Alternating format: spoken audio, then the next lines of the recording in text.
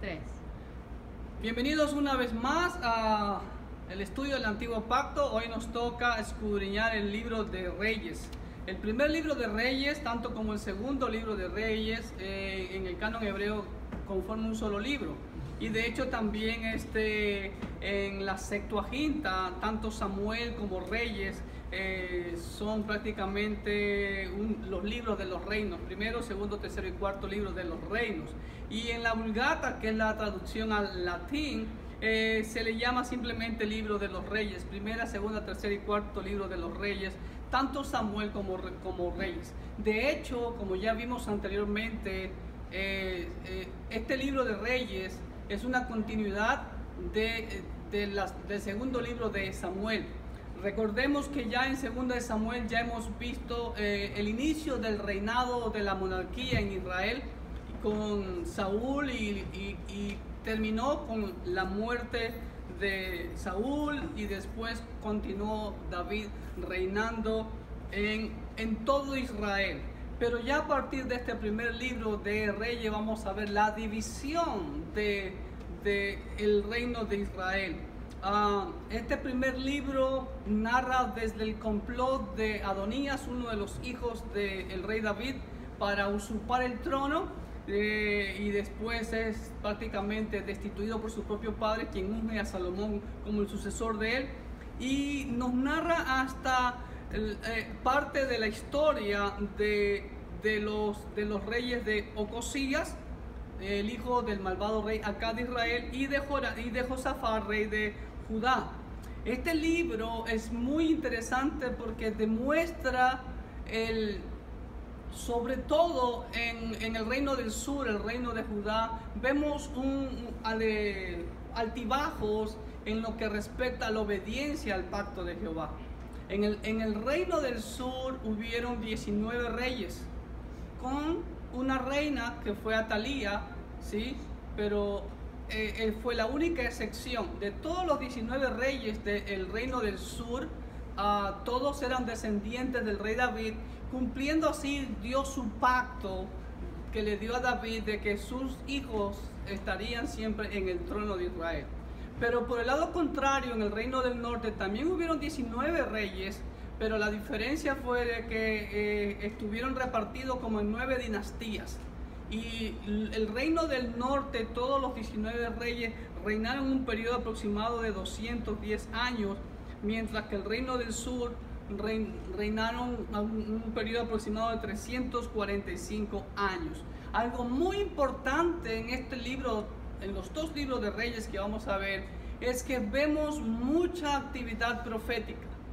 Y la actividad profética, como es característico, era de exhortar a la cabeza política de la nación, porque de ella regía prácticamente también que el pueblo siguiera o no la obediencia al pacto de Jehová. ¿Sí? Así que vamos a ver algunos detalles sobre este primer libro de Reyes, y lo pueden tener allí en sus hojitas. El autor es desconocido. Alguna tradición judía le atribuye al profeta Jeremías como el autor. Posiblemente el autor, que aún sigue siendo desconocido, pues ya vamos a ver más adelante en un momento, en el siguiente punto, por qué algunos de la tradición judía atribuyen primera y segunda de Reyes a Jeremías. De hecho, hay otra gente que piensa que los libros de Samuel, los libros de Reyes y aún los libros de Crónica fueron escritos por el profeta Jeremías. Es solamente una tradición, no hay algo contundente que confirme eso, ¿okay? La fecha de la autoría de este libro está entre los años 561 al 539, prácticamente ya después de que Judá, el reino del sur, es llevado cautivo a Babilonia. En el primer punto vemos que la tradición judía le atribuye al profeta Jeremías como el autor del primero y segundo libro de Reyes. Algunos eruditos han apoyado esta tesis, ya que el segundo libro de Reyes, capítulo 24, que desde el capítulo 24, versículo 18, al capítulo 25, versículo 30, tiene gran semejanza con el relato del libro de Jeremías, el capítulo 52. Por eso es que algunos, como les dije, creen que Jeremías fue el autor de estos libros. Pero la incógnita sobre el autor aún continúa hasta el día que Cristo venga. ¿Ok?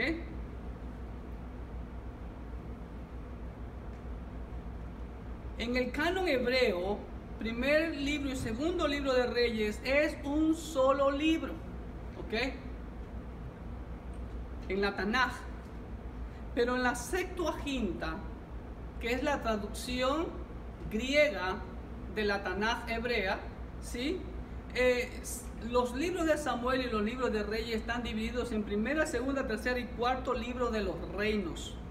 Y en la edición de la Vulgata, que es la traducción al latín, que de hecho la Vulgata es la traducción oficial de la Iglesia Católica Romana, son llamados primera, segunda, tercera y cuarto libro de los reyes. Pero en fin, es lo mismo, simplemente cada quien hace sus propias divisiones. ¿Okay? El autor tomó algunas fuentes y en los mismos libros, y sobre todo en este primer libro de Reyes, vamos a ver algunas de esas fuentes que el autor de este libro tomó. Una de esas fuentes fue el libro de los Hechos de Salomón, que aparece en Primera de Reyes 11:41. Primera de Reyes 11:41 dice así: los demás hechos de Salomón y todo lo que hizo y su sabiduría, ¿no está escrito en el libro de los Hechos de Salomón? Esa pregunta es una pregunta retórica, o sea, confirmando que sí está escrito en el libro de los Hechos de Salomón. Recordemos algo importante, que en la antigüedad siempre los reyes tenían sus cronistas, los escribas, los que le llevaban el relato de su historia. ¿Ok? También el autor de este libro tomó como fuente las crónicas de los reyes de Judá. Allí en 14:29 de este primer libro dice así: los demás hechos de Roboam y todo lo que hizo, ¿no está escrito en las crónicas de los reyes de Judá? Es decir, está escrito en la crónica de los reyes de Judá. Y también en el libro de las historias de los reyes de Israel. Ahí mismo en el capítulo 14, versículo 19, cuando se narra la historia de los reyes del norte. Dice así: los demás hechos de Jeroboam, las guerras que hizo y cómo reinó, todo está escrito en el libro de las historias de los reyes de Israel. Como era costumbre y hasta el día de hoy se hace, ¿no? Una vez vi un programa también sobre el Vaticano. En los sótanos del Vaticano hay una biblioteca enorme, desde, creo que desde más de 15 siglos atrás, y van archivando todos esos documentos de todos los papas, y que creo que hay una ley que se los puede revelar después de 80 años, algo así, o 50 años, yo no entiendo mucho, pero era muy común, y hasta el día de hoy es común, que se lleve una crónica o relato de las historias de cada nación con sus gobernantes. Y el autor del primer libro de Reyes y segundo libro pudo haber tomado otras fuentes como testigos oculares de pronto de los hechos. Este primer libro de Reyes narra desde el complot de Adonías, uno de los hijos de David. Recuerde que David tuvo muchos hijos. ¿Y cuántas mujeres? Muchas mujeres y muchas concubinas, ¿no? Entonces Adonías, uno de esos hijos, quiso usurpar el trono, ¿sí? Y después David unge a Salomón como rey de Israel. Y después narra toda la historia de todos los reyes subsiguientes, la división del reino, hasta la asunción al trono de Joram, hijo de Josafat, en el reino del sur, o llamado Judá, y la asunción de Ocosías, hijo del malvadísimo rey Acab de Israel, el reino del norte. Recuerden algo, lo que ya vimos en segunda de Samuel, y también lo vamos a ver muy acentuado aquí. Creo que en segundo de Samuel se los había dicho. En la división del reino, el reino del norte se llamó Israel, Samaria, o también se lo conoce como Efraín. Pero el reino del sur se lo conoce simplemente como Judá. Y el reino del sur, como vamos a ver más adelante, solo constaba de 2 tribus, Judá y Benjamín, ¿ok? Y las otras 10 tribus estaban hacia el norte, pertenecían al reino de Israel, ¿ok? En el punto E, el tema de este libro es demostrar que el bienestar de Israel, hermanos queridos, y el éxito de los gobernantes, tanto de Judá como de Israel, dependía de qué, hermano, de la fidelidad a qué, al pacto establecido con Jehová. Esa palabra, como siempre le he dicho, pacto, abunda bastante en este libro de Reyes. Y el propósito de este libro fue demostrar cómo cada uno de los reyes trató con Dios y cómo encaró sus responsabilidades para cumplir o no cumplir el pacto de Jehová. ¿Ok? El libro de Reyes tiene 3 grandes narraciones o 3 grandes relatos o historias. El primero de ellos es el reinado de Salomón y todo lo que tiene que ver con la construcción del templo. Y dentro de ese relato es interesantísimo que le da casi un capítulo entero a lo que hizo Irán de Tiro, el artesano, ¿sí? Todo el trabajo en oro, en bronce que hizo y muchas más cosas que hizo. También vemos aquí el ministerio del profeta. ¿De cuál profeta? Elías. Y el reinado del malvado rey Acab de Israel también, que se le da, que va a la par prácticamente con el ministerio del profeta Elías. ¿Ok? Ahí viene lo que les decía hace un momento. El reino del sur, Judá, tuvo 19 reyes, todos descendientes del rey David, y gobernaron en un periodo aproximado de 345 años.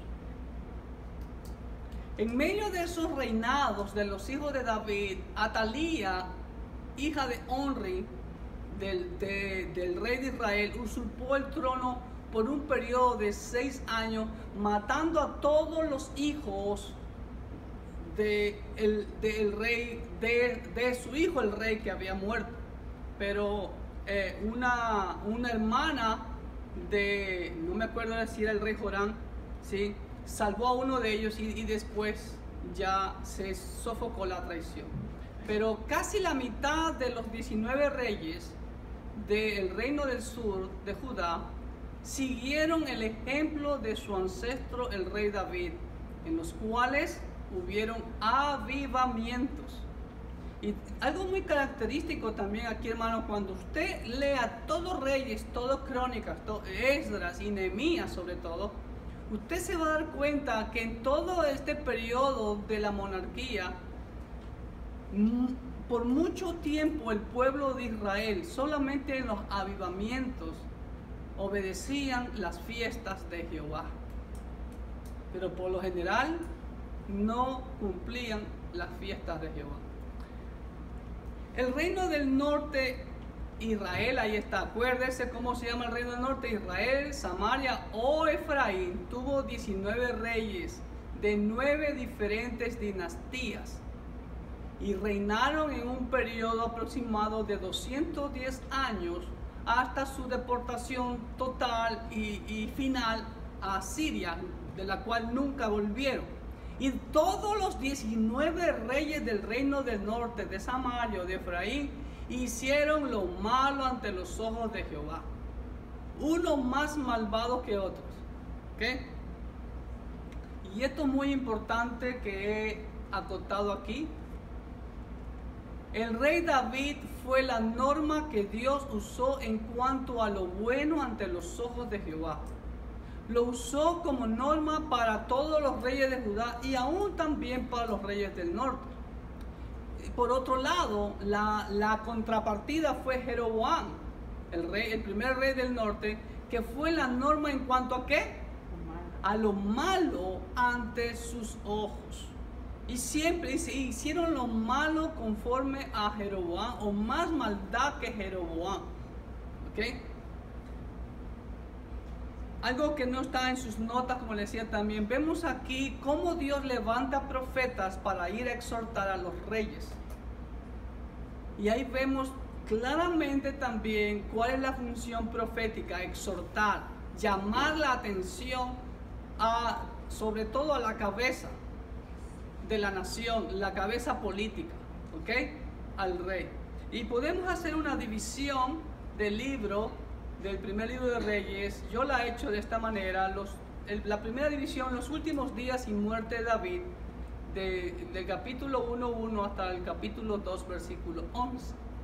La segunda división, el reinado de Salomón sobre todo Israel, ¿sí?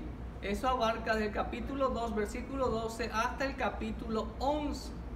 Si ve un gran tiempo de relato.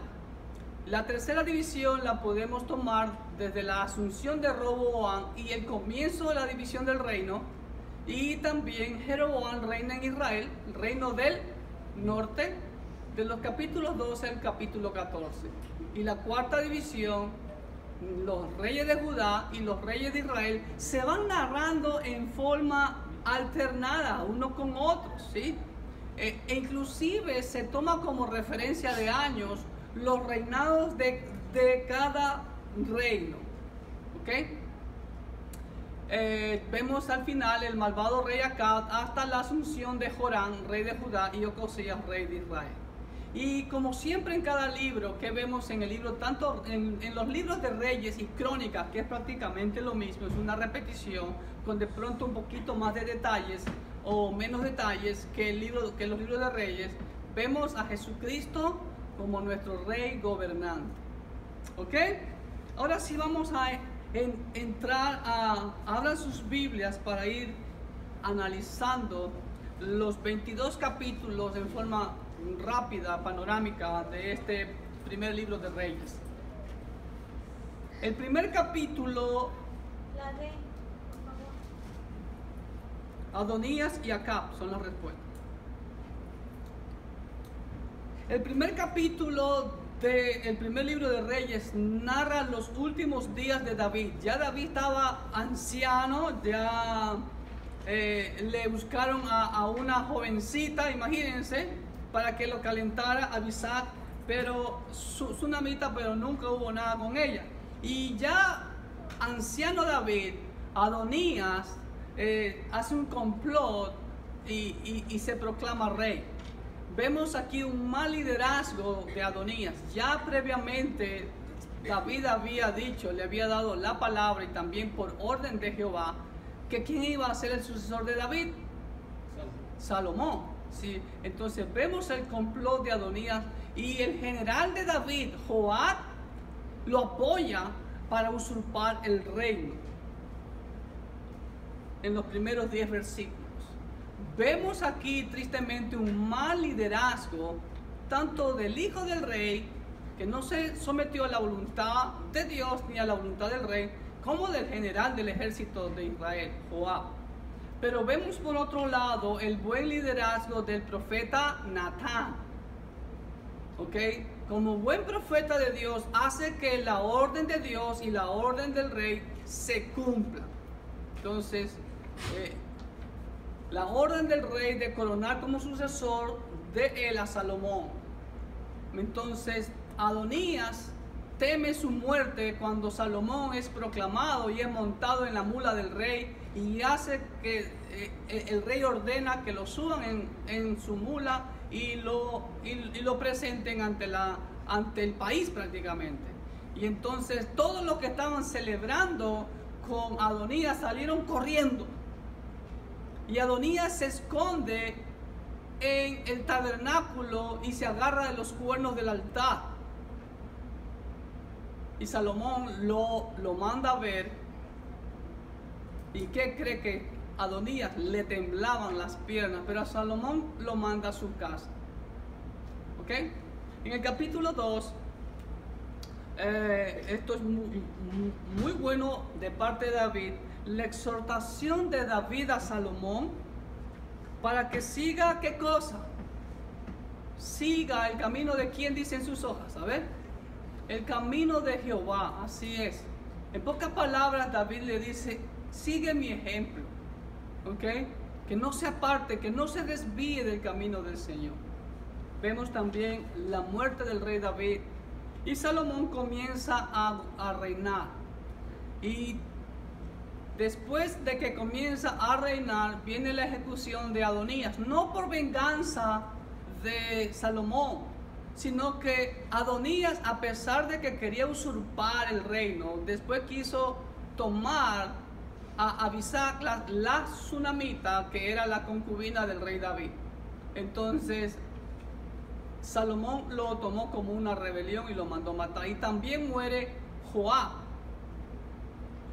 Como mataron a Adonías, Joab tuvo miedo, también se refugió en el tabernáculo y fue muerto. Y también Simei. ¿Se acuerdan de Simei? Segunda de Samuel. Cuando David iba huyendo de Absalón, ¿qué hizo Simei? ¿Se acuerda que se ponía en la ladera de la montaña a maldecir al rey y a tirarle piedra? Y cuando ya volvió el rey, salió hecho el hipócrita a recibirlo. ¿Ok? David lo perdonó. Salomón también lo perdonó. Pero Salomón le dio una orden. Ok, no vas a salir de Jerusalén por nada del mundo. El día que salgas de Jerusalén, eres hombre muerto. Y pasado 3 años por unos animales o por unos siervos que se le habían escapado, sale de Jerusalén y no se olvidó de su disciplina y fue muerto Simei. En el capítulo 3, al menos yo lo veo que narra el primer error de Salomón. ¿Qué hizo? Versículo 1, alguien lo lea rapidito. Salomón hizo parentesco con Faraón, rey de Egipto, pues tomó la hija de Faraón y la trajo a la ciudad de David, entre tanto que acababa de edificar su casa y la casa de Jehová y los muros de Jerusalén alrededor. ¿Sí ven? Yo le he puesto que es el primer error de Salomón porque el autor lo coloca aquí. Pero si yo escudriño bien el versículo, este error lo cometió Salomón ya después de haber, o antes, yo no sé si construyó primero y después se casó, o ya se había casado y construyó el templo. Hay unas teorías que salen por ahí de que por qué Salomón emparentó con Faraón. Porque Egipto en ese entonces era la potencia mundial, la más tecnificada. Egipto tenía la tecnología de avanzada de ese tiempo, que eran las poleas y ciertos mecanismos que eran modernos para ese tiempo. Acuérdense que ya tenían construidas las pirámides en ese tiempo. Y algunos creen que Salomón emparentó con el rey de Egipto, Faraón, para adquirir esa tecnología para el templo. Y algunos creen que había un pasadizo secreto para esconder el arca del pacto en cualquier momento que haya alguna desobediencia del pueblo y venga y se cumpla lo que el Señor le dijo, que si no obedeciera en ese lugar donde venían a adorar iba a ser destruido y que iban a quedar como vergüenza ante las demás naciones. Es una suposición. Pero vemos el primer error de Salomón: emparentó con Faraón. Tomó la hija de Faraón. ¿Y qué decía el Señor? No os unáis en yugo desigual, que jamás tomen mujeres extranjeras ni den a sus hijas para hombres extranjeros. ¿Ok? Vemos la oración de Salomón y Dios le aparece a Salomón y Dios le responde a Salomón y Dios le concede la oración a Salomón, ¿no? Muchos empezamos como Salomón, humilde, pidiendo sabiduría de Dios, reconociendo que no somos nada ante Dios. Pero ¿cómo terminó Salomón? Y es lo que yo llamo el síndrome salomónico. Hoy en día hay así personas que empezaron bien en el ministerio, en el servicio, pero ahora se han endiosado tanto y hasta blasfeman o andan diciendo cosas heréticas a través de las redes sociales. Es lo que yo llamo el síndrome salomónico. Empiezan bien pero terminan mal. Número 4, vemos la grandeza del reino de Salomón en todos los aspectos. Dice la escritura que en tiempo de Salomón la plata no valía nada. Imagínense, estaba botada la plata en las calles de Jerusalén, ¿sí? Y es la época de mayor gloria que ha tenido Israel y es la que los israelitas añoran hasta el día de hoy. La extensión del reino de Israel, como ustedes ven ahí, el mapa llegó hasta el Golfo de Acaba, Esión Geber, acá en el sur, ¿sí? Hasta el norte. Dice que Salomón gobernaba todo el oeste del Éufrates, ¿sí ven? Todo esto, prácticamente Siria, todo esto gobernaba Salomón. Y también Dios le dio sabiduría. Por ejemplo, ve el versículo 32 del capítulo 4. Dice: y compuso Salomón 3000 proverbios, y sus cantares fueron 1005. ¿Cuántos cantares conocemos? Solo uno, el cantar de los cantares. Pero dijo aquí que compuso 1005. Miren, era un científico Salomón. Dice, también disertó sobre los árboles, desde el cedro del Líbano hasta el hisopo que nace en la pared.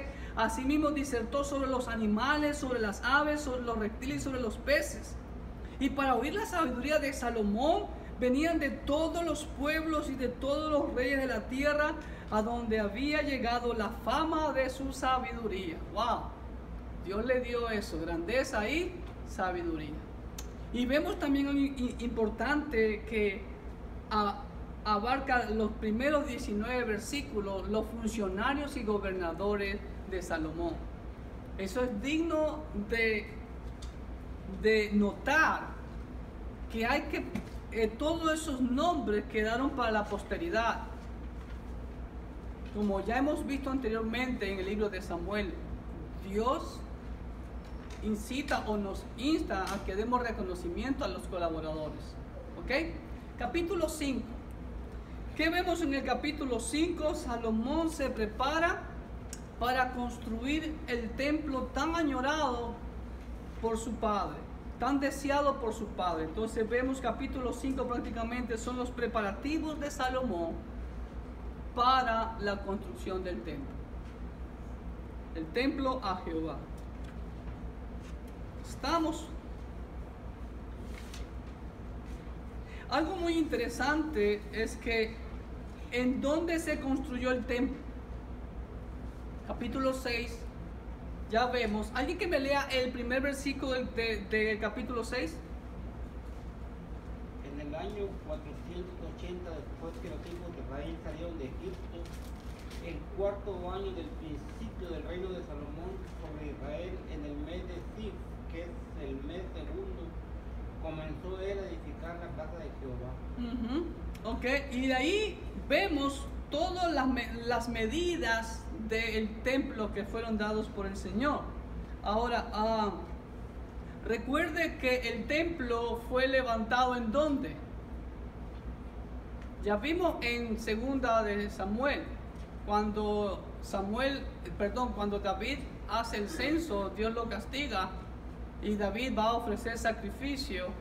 ¿A dónde fue a hacer sacrificio? A la era de Arauna o de Ornán Jebuseos, y ahí se construye el templo. ¿Dónde estaba eso? A saber. ¿Ok? Pero importante que da la fecha, dice, en el año 480 después de que los hijos de Israel salieron de Egipto. ¿Ok? ¿Qué año es ese, hermano? A saber, bueno, ahí les va. En el año 3146 aproximadamente desde Adán, Salomón comenzó a construir el templo en Jerusalén de acuerdo a las medidas dadas por Dios. ¿Y de dónde saqué esa fecha? De mis investigaciones. Según mis investigaciones, el pueblo de Israel salió de Egipto en el año 2666. Y este dato que me da el primer libro de Reyes es fabuloso, porque en los libros de jueces es bien difícil seguir la cronología del tiempo, valga la redundancia. Pero aquí me dice exactamente, si yo le sumo 2666 más 480 años después de que los hijos de Israel salieron de Egipto, ¿cuánto suma? 3146. Y es hasta ahí que tengo registradas las fechas.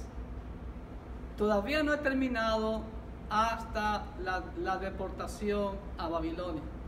Sé que tengo tarea por hacer todavía, ¿ok? Aunque supuestamente ya hay y lo he comprado, es una carta grande en donde están las fechas desde Adán, pero están con fechas modernas, es decir, hasta el año 2018 después de Cristo y antes de Cristo. Entonces yo tengo que trabajar con esa carta enorme para comparar con mis investigaciones si de pronto está correcto, porque algunos piensan, como los judíos piensan, en Israel actualmente están en el año 5778. Ellos calculan esa fecha desde la creación de Adán, ¿ok? Para otros piensan que estamos en el año 5800 y algo, para otros en el año 5900 y algo, para otros como Michael Root dice que estamos en el año 6018 desde Adán. En mi opinión personal, yo creo que estamos acercándonos al año 6000 desde la creación de Adán. Ahora, ¿y cuándo fue terminado el templo? Venga conmigo a el versículo 37 del capítulo 6. Ahí están los datos. Si usted quiere saber, bueno, pastor, ¿y cómo es que usted sabe eso? Porque la Biblia, gracias a Dios, da cierta información cronológica. En el 4.º año, en el mes de Sif, se echaron los cimientos de la casa de Jehová. Y en el 11.º año, en el mes de Bul, que es el mes 8º, fue acabada la casa con todas sus dependencias y con todo lo necesario. La edificó pues en 7 años. Pero fueron 7 años exactos. 7 años y 6 meses. Porque fue empezada en el 4.º mes y fue terminada en el 11.º mes, en el mes 11. Si la gramática no me falla, 11 menos 4 serían como 7 aproximadamente. 7 años y medio, 7 años, 7 meses, 7 años, 6 meses por ahí, ¿ok? Por eso siempre digo aproximadamente, porque siempre hay un pequeño desfase o un gran desfase entre los meses. Por eso yo siempre caigo y concluyo en que nadie sabe exactamente el día que estamos. Simplemente tomamos una referencia y más nada, ¿ok? Fue terminado entonces el templo en el año 3153. Capítulo 7. Después de que Salomón edifica la casa a Jehová, Salomón construye su palacio y también, ¿sabe lo que le hace?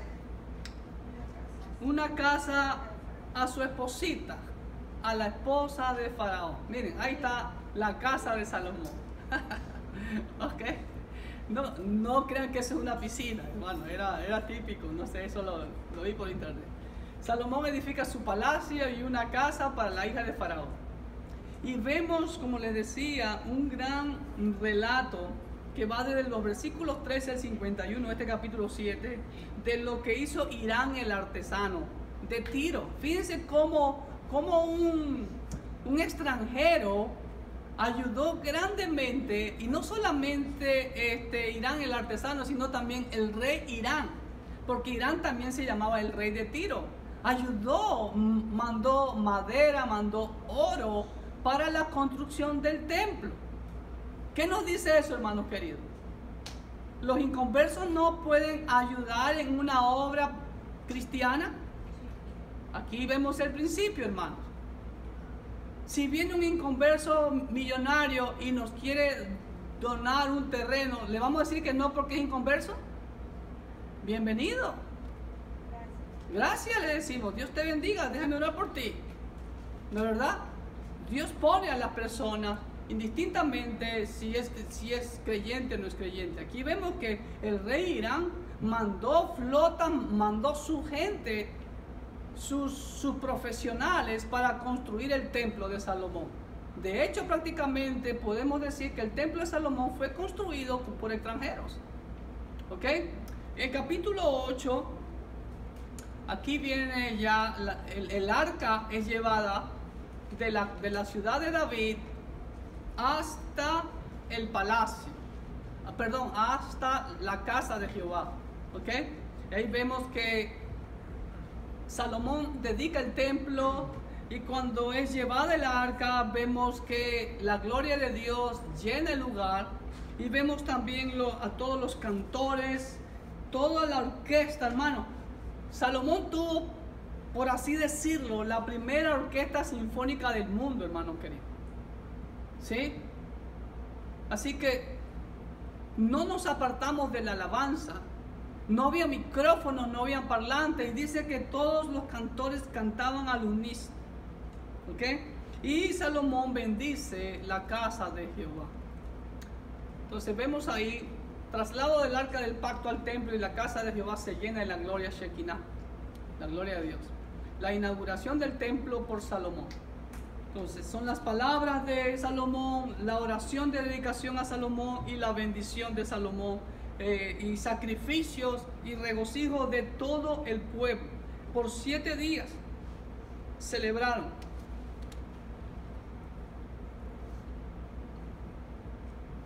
Capítulo 9, vemos que Dios se le aparece a Salomón por segunda vez. ¿Ok? ¿Para qué? ¿Para qué Dios se le aparece? Para exhortarle. ¿A qué? A que obedezca su pacto. Y le dice el Señor, versículo 6, mas si obstinadamente os apartareis de mí, vosotros y vuestros hijos, y no guardareis mis mandamientos y mis estatutos que yo he puesto delante de ustedes, sino que fuereis y sirviereis a dioses ajenos y los adorareis, yo cortaré a Israel de sobre la faz de la tierra que les he entregado. Y esta casa que he santificado mi nombre, yo la echaré delante de mí, e Israel será por proverbio y refrán a todos los pueblos. ¿Sí ven lo que le decía hace un momento? ¿Estamos? Entonces Jehová se le aparece por segunda vez a Salomón para exhortarle a que obedezca su pacto. Y siempre el Señor, en el versículo 4 le dice, y si tú anduvieres delante de mí como anduvo David tu padre.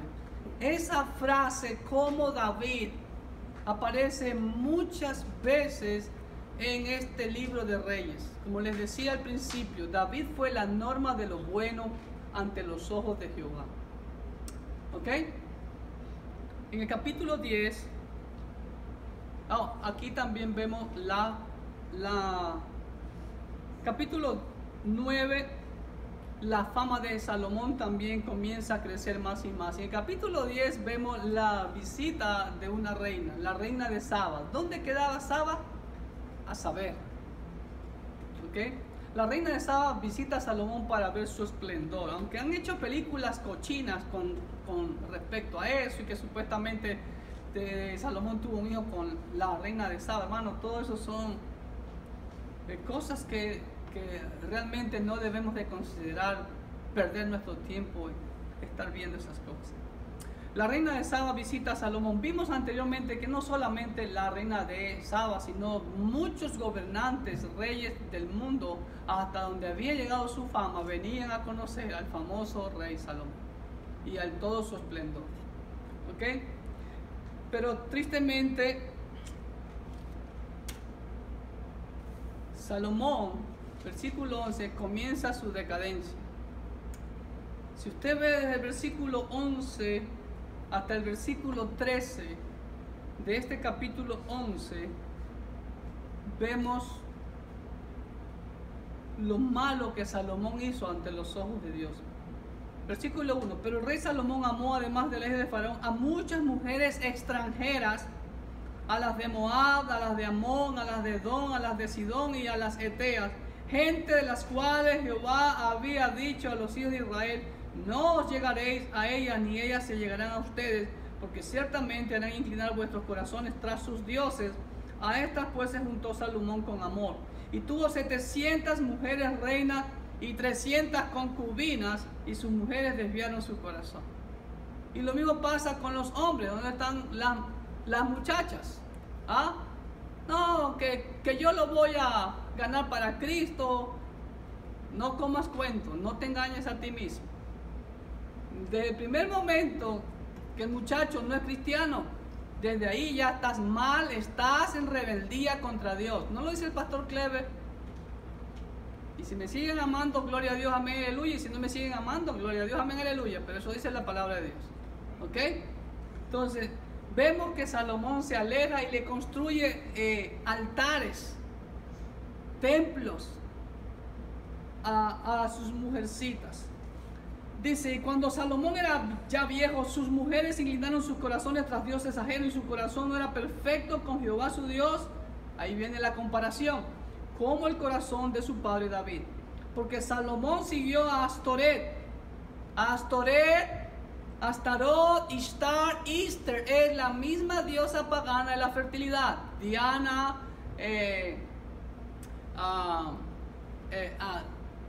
Epafrodita, Frida, todo eso que tiene que ver con el conejo, con los huevos, con el árbol, todo lo que tiene que ver con la fertilidad, ¿sí? Y dice que siguió también a Milcom, ídolo abominable de los amonitas. E hizo Salomón lo malo ante los ojos de Jehová.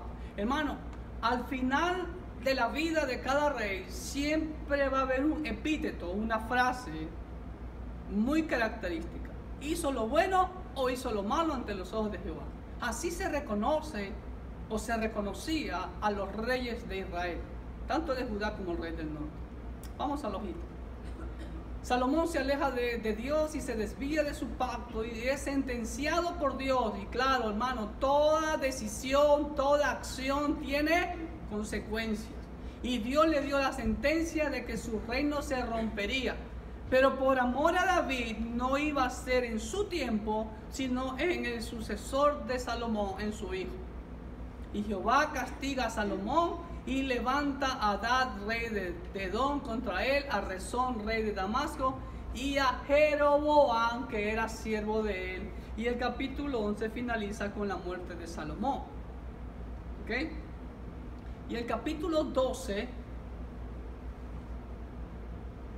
vemos que Roboam, no se confundan Roboam con Jeroboam. Si ustedes ven, son muy parecidos. De hecho, el rey de Israel se le aumenta la primera sílaba G en nuestra transliteración al español. ¿Ok? Y vemos aquí en el capítulo 12, y esa ilustración es muy apropiada, son dos reinos ahora. Vemos la división. Roboam asume el trono de Israel y vemos su necedad. No sigue los consejos de los ancianos, sino que sigue el consejo de los jóvenes. La Biblia dice que en la multitud de consejeros está la sabiduría. ¿Ok?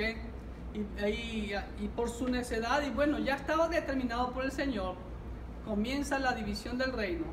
Y Roboam reina sobre Judá y Benjamín, el reino del sur o Judá. Recuerden, hermanos, grábense, repasen lo que están escuchando, lo que tienen sus notas, para que ustedes puedan entender los siguientes libros. ¿Ok? Y Jeroboam reina sobre las otras 10 tribus, el reino del norte o Israel.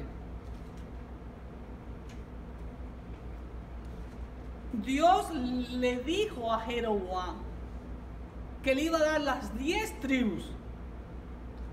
Pero hermanos queridos, nuevamente la gente se olvida rápido de lo que Dios le da.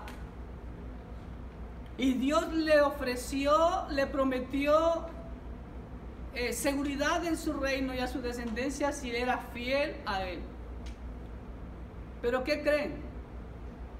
A pesar de que Dios cumplió su pacto con Jeroboam, le dio las 10 tribus del norte, rapidito Jeroboam desconfió del Señor. ¡Ay! ¿A dónde tienen que ir a adorar los israelitas? Dijo él. A Jerusalén. ¿Y dónde queda Jerusalén? En Judá. Después se van todos para allá y me van a traicionar. No. Les hizo 2 becerros de oro.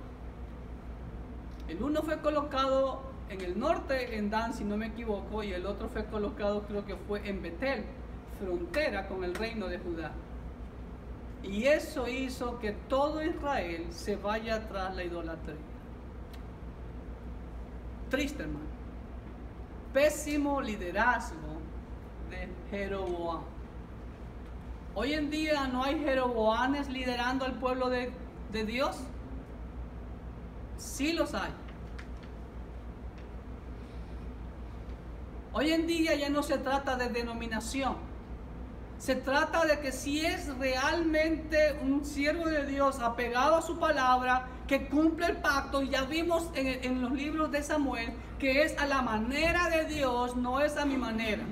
Ya no se trata de denominación, porque en la Bautista vemos ya también aprueban a los gays como ministros y también están ordenando pastoras. Así que se trata de ser fiel al Señor. Y el precio que se paga por ser fiel al Señor aparentemente es alto. No vas a tener fama, no vas a tener una gran congregación, pero Dios te va a honrar. Así que, como dicen los americanos, keep going, para adelante. Ahí está una ilustración de uno de los becerros que puso Jeroboam en Dan y otro en Betel, si no me falla la memoria. Capítulo 13, Dan y en Betel, sí, si no me falla la memoria, Brito. Déjame ver. Sí, puso uno en Betel y el otro en Dan. Versículo 29 del capítulo 12. Y esto fue causa de pecado porque el pueblo iba a adorar delante de uno hasta Dan. ¿Ok? Ahora, ¿qué pasa cuando el líder de la nación peca? Se desvía del pacto. Dios levanta profeta. Ahí vemos ese círculo vicioso que vemos en los libros proféticos. Entonces, Dios levanta a un varón de Dios, ¿sí?, en el capítulo 13, para que vaya a exhortar a Jeroboam. Y por si acaso no le creía, le da señal, ¿sí?, a Jeroboam. Creo que se le secó la mano, déjenme ver.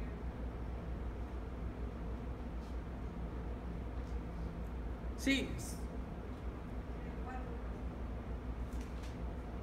se le secó y no la pudo enderezar, dice en el versículo 4, ¿sí ve? Entonces, como hoy en día muchos incrédulos dicen ver para creer, él vio y aún así no creyó. ¿Ok? Y Dios le había dado una orden a este profeta de Dios que no regresara, que no se desviara por otro camino, sino que regresara por el mismo camino. Pero fue engañado por otro profeta viejo y es muerto el profeta de Dios. El profeta desobedece la orden de Dios y muere. ¿Y Jeroboam, usted cree que obedeció la exhortación del profeta? No, insistió en su idolatría. Hay muchos Jeroboanes el día de hoy, hermanos queridos. Muchos Jeroboanes son reprendidos por el siervo de Dios, y no solamente por el siervo de Dios. Cada uno de nosotros que hemos entregado nuestra vida a Cristo Jesús, siempre lo he dicho y lo digo a la luz de la Biblia, cada uno de nosotros es un profeta. No sé en qué salmo, 60 al 63 que estuve leyendo por ahí, dice David que alzará la bandera de la verdad ante las naciones.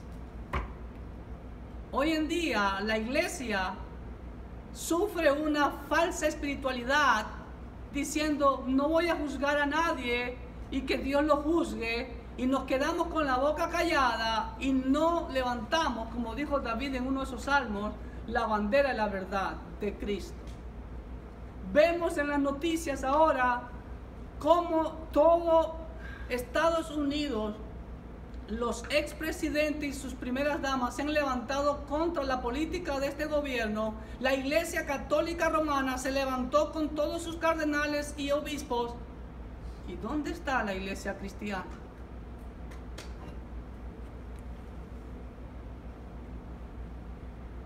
Y de hecho, muchos de la iglesia cristiana son a favor del presidente que se atrevió a usar la Biblia. Y decimos Dios lo juzgue. Esa es la falsa espiritualidad. Y lo vemos dentro de la iglesia también. Por eso vivimos la apostasía que vivimos. ¿Ok? Entonces ya no somos luz. Somos una velita de pronto nomás. O un fosforito. Capítulo 14. Jehová castiga a Jeroboam con la muerte de su hijo. Le toca lo que más quiere. Y todavía el descabellado rey Jeroboam manda a su esposa que se disfrace y que vaya a consultarle a el profeta Ahías, si no me falla la memoria. Levántate ahora y disfrácete para que no te conozcan que eres la mujer de Jeroboam, y ve a Silo, porque allá está el profeta Ahías, el que me dijo que yo había de ser rey sobre este pueblo. ¿Sí ve? Ahí sí va a buscar al profeta. Y ya Dios le dice, mira, va a venir la esposa del rey Jeroboam, así que dale la sentencia. Tu hijo morirá. Y no solamente que muere su hijo, sino que también muere Jeroboam y su hijo Nadab lo sucede en el trono. Por el lado del sur, Roboam hace lo malo ante los ojos de Jehová y es castigado por Sisac, rey de Egipto. Si usted desea, como yo tengo en mi Biblia, en cada rey yo le pongo el número que corresponde. Le pongo 1I, sería el primer rey de Israel, o 1J, primer rey de Judá. Entonces, Roboam es 1J con anaranjado, significa que fue un mal rey. Y Jeroboam es 1I con anaranjado también, yo le pongo en mi Biblia, que significa que fue mal rey. ¿Ok? Y así voy poniendo 2I, 3I, 4I, 4J, dependiendo si hizo lo bueno o lo malo ante los ojos de Jehová, lo pongo con verde o con naranja. Verde significa buen rey. Si usted desea hacerlo, hágalo. ¿Ok? Entonces, por el lado del sur, Roboam hace lo malo ante los ojos de Jehová y es castigado por Sisac, rey de Egipto. Ojo con esta parte, hermano querido. ¿Sabía usted que en menos de lo que canta un gallo, el templo de Salomón fue saqueado en el periodo de su hijo Roboam? Venga conmigo al versículo 25 de este capítulo 14. El rey Sisac saqueó toda la casa. Miren lo que dice. Y tomó, versículo 25. Al quinto año del rey Roboam, si ve, al quinto año, subió Sisac, rey de Egipto, contra Jerusalén y tomó los tesoros de la casa de Jehová. ¿Cuáles tesoros? Todo. Pero no me dice acerca del arca. Interesante, ¿no? Y los tesoros de la casa real, y los saqueó. ¿Cuánto? Todo. También se llevó todos los escudos de oro que Salomón había hecho. Y en lugar de ellos hizo el rey Roboam escudos de bronce y los dio a los capitanes de los de la guardia y quienes custodiaban la puerta de la casa real. ¿Sí ven, hermano? En tan poco tiempo, por la desobediencia de Roboam, ya la casa de Jehová ¿fue qué? Saqueada. Fue pisoteada. Y hoy en día no pasa lo mismo. No es pisoteada la casa del Señor, por los malos testimonios de los líderes que se autoproclaman pastores, apóstoles o profetas. Y lo que me llama la atención es que no dice nada acerca del arca. En ninguna ocasión más de aquí, si no me falla la memoria, en ninguna ocasión más aparece el arca del pacto. Interesante. ¿Qué se hizo el arca del pacto? Cuando Cristo venga lo sabremos. ¿Ok? Capítulo 15. Y muere Roboam y le sucede a Abián su hijo. Capítulo 15. Abián hace lo malo ante los ojos de Jehová, reina 3 años y le sucede Asa su hijo, quien hizo lo recto ante los ojos de Jehová. Ok, aquí ya vemos un rey recto, aunque dice el versículo 11, Asa hizo lo recto ante los ojos de Jehová como David su padre. ¿Ven? Siempre el ejemplo David, porque quitó del país a los sodomitas y quitó todos los ídolos que sus padres habían hecho. También privó a su madre Maaca de ser reina madre porque había hecho un ídolo de acera. Además deshizo Asa el ídolo de su madre y lo quemó junto al torrente de Cedrón. Hermano, si usted escudriña bien la palabra, acuérdese de ese nombre, el torrente de Cedrón. Ese era el basurero idolátrico de Jerusalén. Si nos ponemos a excavar ahí, vamos a encontrar mucho de esas cosas. Ahí tiraban toda la basura idolátrica. Revíselo. Pero sin embargo, dice, los lugares altos no se quitaron. Con todo el corazón de Asa fue perfecto para con Jehová toda su vida. ¿Ok? También metió en la casa de Jehová lo que su padre había dedicado y lo que él dedicó, oro, plata y alhajas. Entonces, pero Asa cometió un pequeño error. Nuevamente, el error que cometió Asa fue que hizo alianza con Siria para combatir a Baasa, rey de Israel. Recuerden lo que cuando comienza la ruptura del reino, era guerra constante entre ellos, entre los propios israelitas. Y a veces el uno contrataba a Siria o a los moabitas o a los amonitas o a Egipto para combatirse uno con otro. En este caso, Asa no confió en el Señor y fue a pedir colaboración. Y no que fue a pedir colaboración, sino que pagó para que combatiera contra Baasa, rey del norte. Vemos la muerte de Asa en este capítulo 15 y asume el trono Josafat, su hijo. Y Nadab, el rey del norte, es muerto por Baasa, quien asume el trono de Israel. ¿Ok? Capítulo 16, viene la profecía contra Baasa, su muerte, porque Dios le manda la sentencia a través del profeta Jehú. Para decir, miren lo que dice el versículo 1, hermanos queridos. ¿Qué hace el profeta? No te dice cosas bonitas. Hoy en día esos falsos profetas, como vamos a ver más adelante, los falsos profetas que se encontró Josafat en el reino del norte, dicen palabras bonitas, como hoy en día.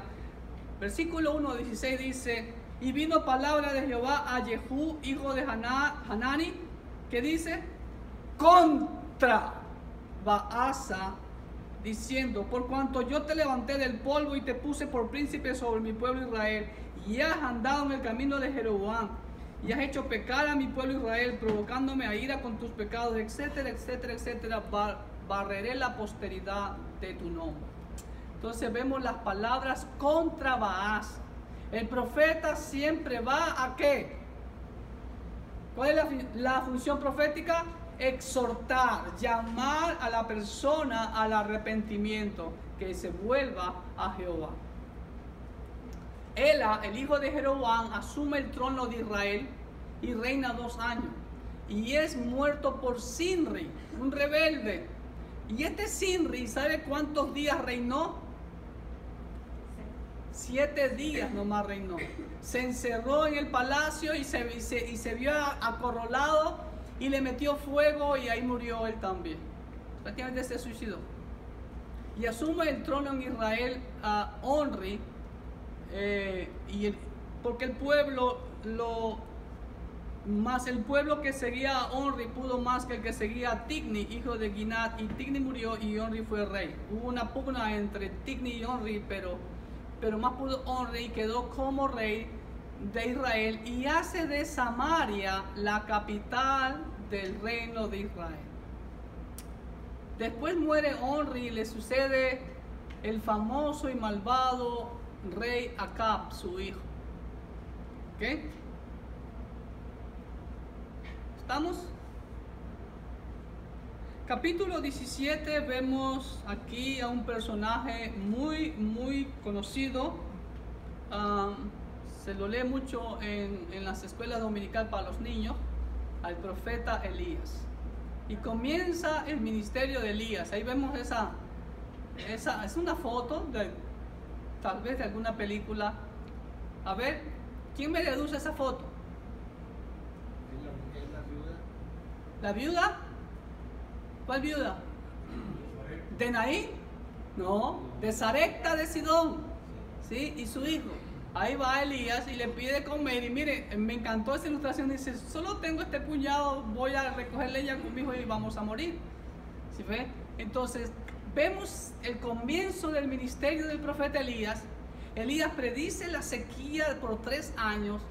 Después huye al arroyo de Querid, es alimentado por los cuervos, se seca el arroyo por la sequía. Dios le ordena que vaya a Sarepta de Sidón.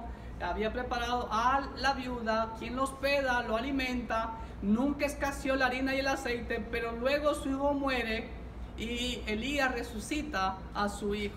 Capítulo 17. Capítulo 18. Dios le ordena a Elías que vaya a presentarse con Acab, y Elías le manda el desafío a Acab y reúne a todos los profetas de Baal.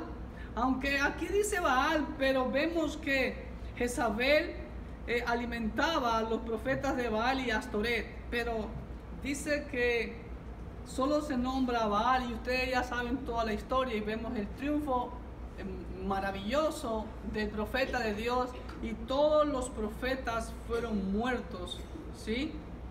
Ahora, me llama algo, hermanos queridos. Mire, ¿qué hicieron los profetas de Baal? Versículo 26. Y ellos tomaron el buey que les fue dado y lo prepararon e invocaron el nombre de Baal desde la mañana hasta el mediodía, diciendo, Baal, respóndenos. Pero no había voz, ni quien respondiese. Entre tanto ellos andaban saltando cerca del altar que habían hecho. Saltando cerca del altar. ¿Eso hizo Elías también? Hoy en día no vemos esos desórdenes en las iglesias. Interesante, ¿no? Y aconteció al mediodía que Elías se burlaba de ellos, diciendo, gritad en alta voz, porque Dios es, con minúscula. Quizás está meditando, o tiene algún trabajo, o se fue para el Walmart, o a lo mejor está ocupado en el Facebook, o tal vez duerme. Griten para que lo despierten, dicen. ¿Sí ve? Y hoy en día no vemos lo mismo en algunas congregaciones, hermano, que son puros griteríos y cosas así. Cuidado. Y ellos clamaban a grandes voces y se sajaban con cuchillos y con lancetas conforme a su costumbre, hasta chorrear la sangre sobre ellos. Pasó el mediodía y ellos siguieron gritando frenéticamente hasta la hora de ofrecerse el sacrificio, pero no hubo ninguna voz ni quien respondiese ni escuchase. ¿Usted no ha visto estos desmanes en la iglesia hoy en día? Gente que está frenéticamente como en un trance, o poseídos. Para mí están poseídos, porque Dios no obra de esa manera. Yo no veo nunca que un cristiano caiga al piso en la Biblia. No veo eso en la Biblia, de que la gente caía para atrás y se revolcaba. Los que se revolcaban eran los endemoniados. ¿Ok? Cuidado con esa mala interpretación. Dios es Dios de orden, ¿sí? Y vemos a Elías. ¿Qué hizo Elías? Preparó la leña. Mire lo que dice. Tomando Elías 12 piedras. Perdón, versículo 30. Primero eso. Entonces dijo Elías a todo el pueblo, acercaos a mí. Y todo el pueblo se le acercó. Y él arregló el altar de Jehová que estaba arruinado. Hermano, eso es lo que tenemos que hacer.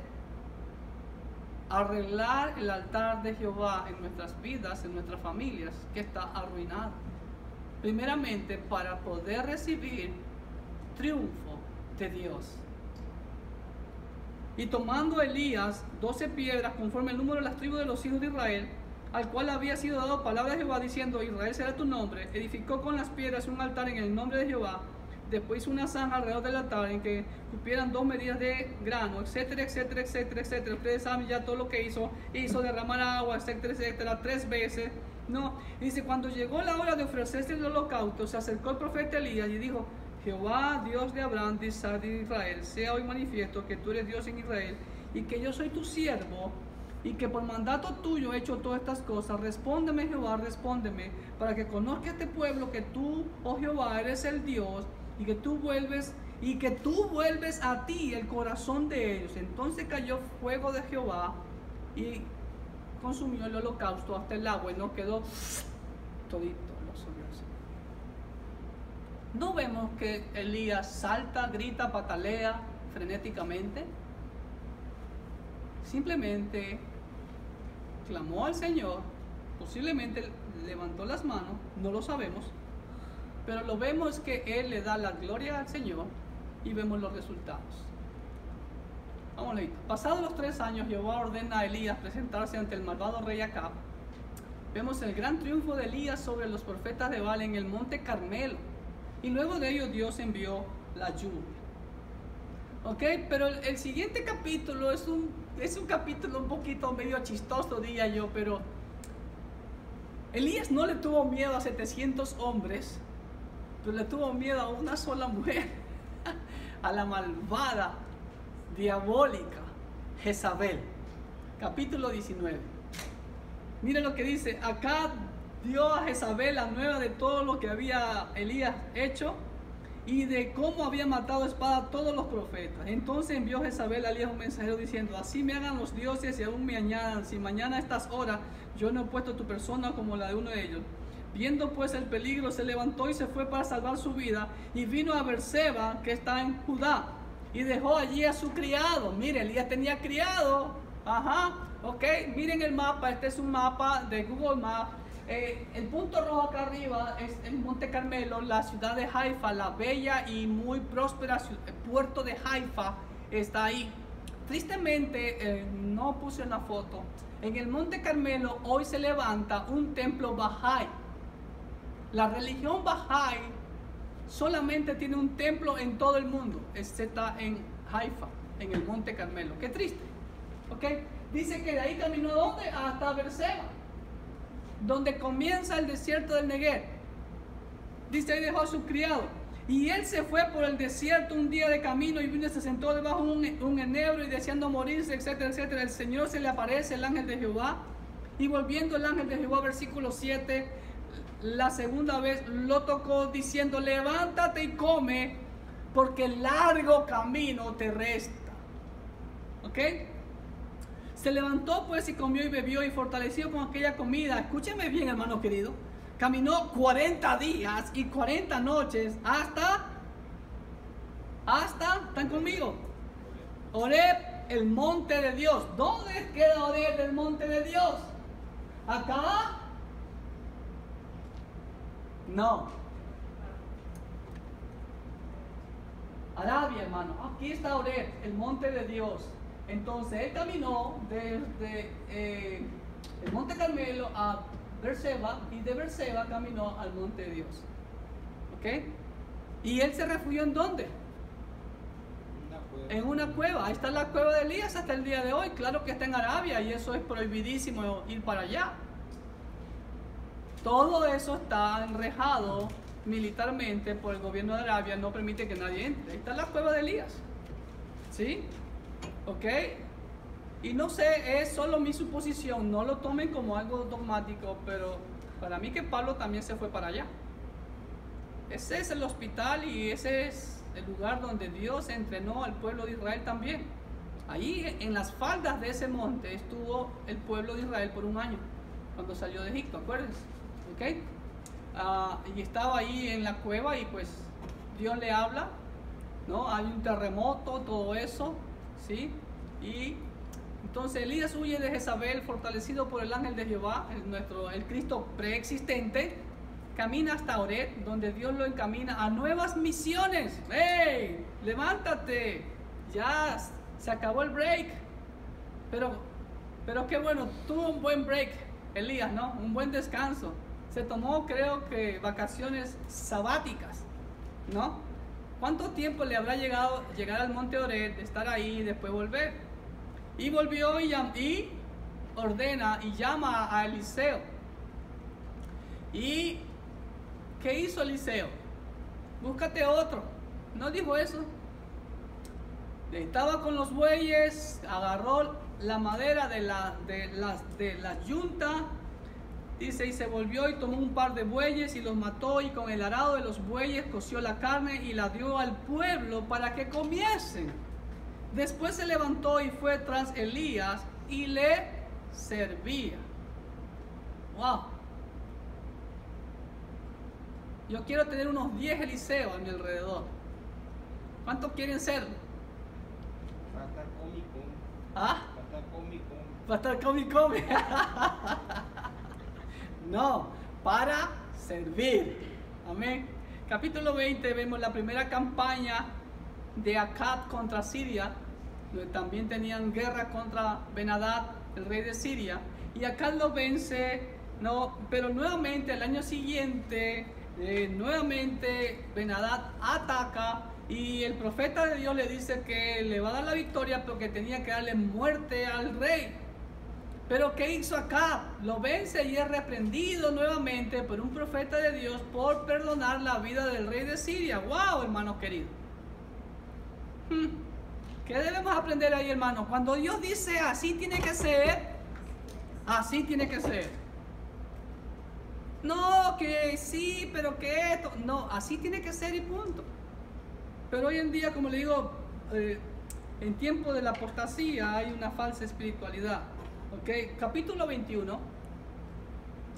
Aquí aparece la malvada y diabólica Jezabel. Es muy, como dicen ustedes, muy chineadora, muy consentidora, muy mimadora, engreidora de su marido. Nabat codicia la viña de Nabot, y Nabot no se la quiere vender, y la malvada y diabólica Jezabel levanta testigos falsos contra Nabot, y el castigo fue que lo mataron. Y una vez muerto, pues le dice: mi amor, ahí está la viña para ti. ¿Ok? Pero recuerden que no hay nada oculto bajo el sol que no haya de ser descubierto. Dios levanta a Elías y lo envía a Elías a que le dé la sentencia por esa maldad, tanto al uno como al otro, a Acab y a la malvada Jezabel, que fue comida por los perros. Acab codicia la viña de Nabot, y su malvada esposa Jezabel mata a Nabot prácticamente, y Acab toma su viña.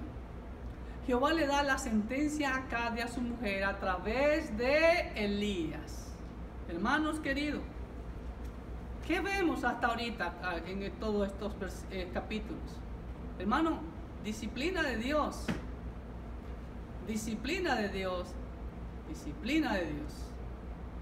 ¿Ok? Capítulo 22 vemos la tercera campaña de Acab contra Siria. Y aquí mi queridísimo rey Josafat, del reino de Judá, le da la manito, le ayuda, dice: no, hombre, si somos hermanos, ven, dame la manito, vamos a subir contra Siria. Pero Josafat le dice: bueno, le dice a Acab: yo te ruego que consultes hoy palabra de Jehová. Entonces el rey de Israel reunió a los profetas, como 400 hombres profetas, a los cuales dijo: ¿iré a la guerra contra Ramot de Galaad o la dejaré? Y ellos dijeron: sube, porque Jehová te la entregará en mano del rey. Siempre buenos triunfos, augurios para el rey, como hoy en día los falsos profetas dicen. Todo bueno.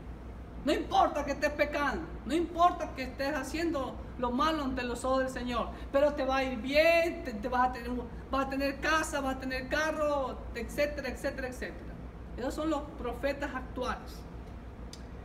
Pero Josafat no se dejó engañar fácilmente, y dijo Josafat: ¿hay aún aquí algún profeta de Jehová por el cual consultemos?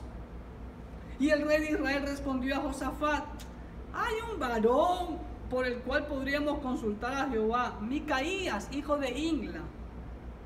Yo le aborrezco. ¡Wow! porque nunca me profetiza buena cosa, sino solamente mal. Yo creo que me voy a cambiar el nombre de Clever a Micaías. Porque no es que yo le profetizo, es Dios quien te habla. Y te dice, si estás pecando, ¿qué va a venir? ¿Bendición? No. Si tú estás en obediencia, gloria a Dios, amén, aleluya, viene la bendición. Pero si no estás en obediencia, no esperes bendición, sino castigo de Dios. Y el rey Josafat le dijo, no hable así el rey.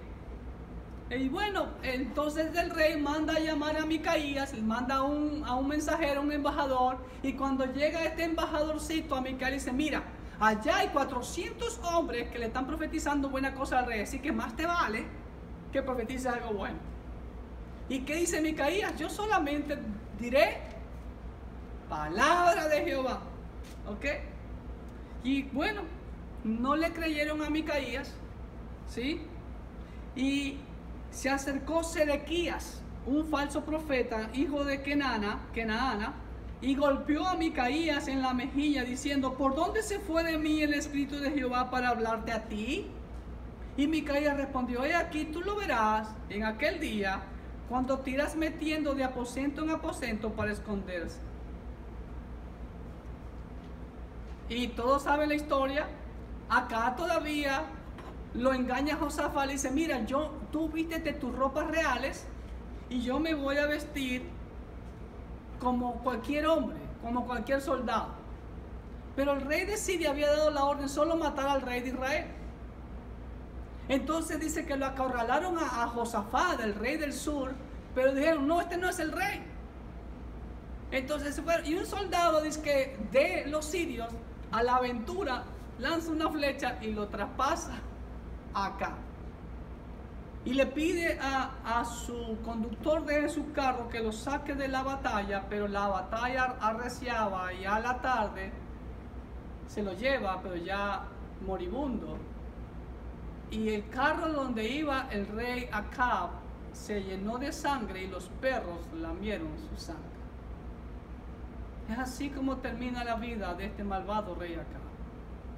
Hermanos, yo creo que Dios habla mucho a través de este malvado rey Acab. Y en su lugar toma el trono del reino del norte, Ocosías. Mientras que en el reino del sur, Josafat muere y su hijo Joram le sucede al trono. Y ahí termina este primer libro de Reyes. Vamos a la final nota. Capítulo 22, tercera campaña de Acab contra Siria. Josafat, rey de Judá, le ayuda. Falsos profetas versus Micaías, profeta de Dios. Y muerte de Acab, y Ocosías, su hijo, asume el trono. Eso es en el reino del norte. Y en el reino del sur, después muere Josafat y le sucede su hijo Joram sobre Judá. Y al final vemos parte del relato del malvado rey Ocosías. De tal palo, tal astilla, como su padre. Ok, y hemos llegado al final de este primer libro de Reyes. Que Dios les bendiga ricamente y nos vemos en el siguiente estudio del siguiente libro de Reyes. Dios me los guarde ricamente.